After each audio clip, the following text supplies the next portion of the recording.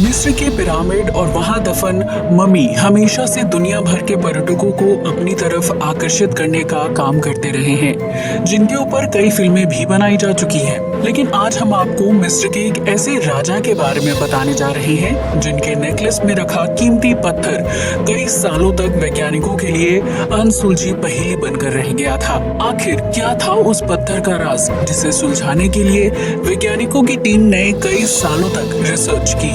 राजा तूतन खामुन का रहस्यमय नेकलेस। प्राचीन मिस्र में कई राजाओं ने राज किया था, जिनकी मृत्यु के बाद उनके शव को ममी के रूप में पिरामिड या मकबरे में दफन कर दिया जाता था। इन्हीं राजाओं में से एक थे तूतन खामुन, जिन्हें आमतौर पर किंग तुत के नाम से जाना जाता था। किंग तुत 18वें राजवंश के 11वें राजा थे, जिनकी मौत महज 17 साल की उम्र में हो गई थी। किंग तुत के शव के साथ कीमती गहने, बर्तन और हथियार भी कब्र में दफनाए गए थे, क्योंकि प्राचीन मिस्र के लोग पुनर्जन्म पर यकीन करते थे। ऐसे में राजा की मृत्यु के बाद उनकी जरूरत का सारा सामान कब्र के साथ दफना दिया जाता था, ताकि उन्हें किसी तरह की परेशानी ना हो। मिस्र के राजाओं के शव को जिस जगह पर दफनाया जाता था, उसे वैली ऑफ किंग्स के नाम से जाना जाता है। इस जगह को 16वीं शताब्दी के दौरान बनाया गया था, जहां मिस्र के ताकतवर राजाओं, उनकी रानियों और बच्चों के शवों को मम्मी के रूप में मकबरों के अंदर दफना दिया जाता था। ये घाटी चूना पत्थर से बनी हुई है, जिसके अंदर कब्र घर बनाने पर शवों के टूटने या फ्रैक्चर होने से बचाती थी।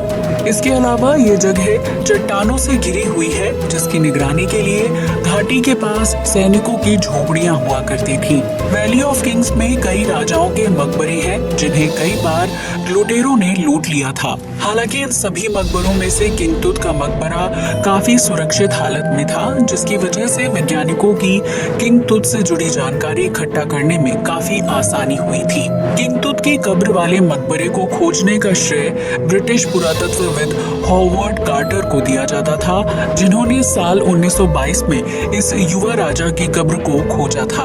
राजा तूतन खामून के मम्मी पर रिसर्च करने पर वैज्ञानिकों को पता चला कि जब राजा की मौत हुई थी तो उनकी उम्र महज 17 साल थी। किंग तुत की मौत को लेकर मिस्र में कई तरह की कहानियां और किस्से मशहूर हैं। कुछ लोग कहते हैं कि उनकी हत्या की गई थी, तो वहीं कुछ लोगों का मानना है कि राजा शिकार के दौरान घायल हो गए थे और उनकी मौत हो गई। खैर, किंग तुत की मौत की वजह चाहे कुछ भी रही हो, लेकिन उनके मकबरे और कब्र से वैज्ञानिकों और पुरातत्वविदों को प्राचीन मिस्र से जुड़ी विभिन्न प्रकार की सामग्री मिली थी। कहा जाता है कि जिस समय किंग तुत की कब्र को खोदने का काम चल रहा था, उस दौरान मिस्र के अलग अलग शहरों में लोगों की रहस्यमय ढंग से मौत होने लगी थी। हालांकि आखिरकार किंग तुत की कब्र की खुदाई पूरी हुई और पुरातत्वविदों को उसमें कई प्रकार के बर्तन, गहने और हथियार मिले।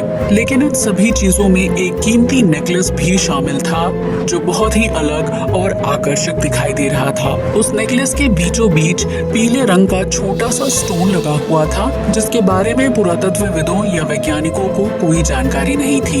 यूं तो अब तक धरती में 200 से ज्यादा अलग अलग प्रकार के स्टोन यानी पत्थर खोजे जा चुके हैं, लेकिन किंग तुत के नेकलेस में लगा ये पीले रंग का पत्थर सबसे अलग और आकर्षक था। जब वैज्ञानिकों ने लैब में उस पत्थर पर रिसर्च की, तो उन्हें पता चला कि जिस चीज को वो इतने सालों से पत्थर मान रहे थे, वो असल में एक कांच का टुकड़ा था। इस सच्चाई के सामने आने के बाद किंग तुत के नेकलेस की गुत्थी और भी ज्यादा उलझ गई, क्योंकि उसमें लगे कांच के टुकड़े की प्रॉपर्टीज सामान्य कांच से काफी अलग थी। आमतौर पर कांच का निर्माण गर्म लावा के अचानक ठंडा हो जाने की वजह से होता है, लेकिन किंग तुत के नेकलेस में लगे पीले रंग का पत्थर लावा से नहीं बना था और ना ही उसका रंग काला या सफेद था। वैज्ञानिकों ने अपने रिसर्च में पाया कि नेकलेस में लगा पीले रंग का पत्थर 1800 डिग्री सेल्सियस के गर्म तापमान में तैयार हुआ है, जबकि ज्वालामुखी से निकलने वाला लावा 1100 डिग्री सेल्सियस तक गर्म होता है। पीले रंग का ये कीमती पत्थर 3500 साल पुराना था, जो मिस्र के किंग तुत तक कैसे पहुंचा था, इस बारे में किसी को कोई जानकारी नहीं थी। लैब रिसर्च के जरिए पीले रंग के स्टोन का रहस्य सुलझने के बजाय और भी ज्यादा उलझ गया, क्योंकि हर कोई इस पत्थर के निर्माण की वजह जानना चाहता था।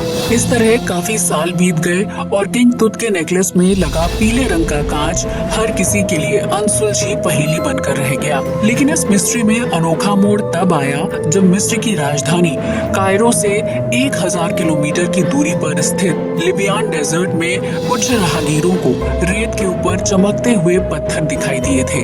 आमतौर पर उस रेगिस्तानी इलाके में कोई नहीं जाता था, इसलिए वहां चमकीले कांचों के बारे में किसी को कोई जानकारी नहीं थी। लेकिन जब राहगीरों के एक समूह ने रेत पर बिखरे हुए कांच के अनगिनत टुकड़ों को देखा तो वो सब हैरान हो गए। इस तरह ये खबर देखते ही देखते पूरे मिस्र में आग की तरह फैल गई, जिसके बाद वैज्ञानिकों और पुरातत्वविदों की टीम उस जगह पर पहुंची।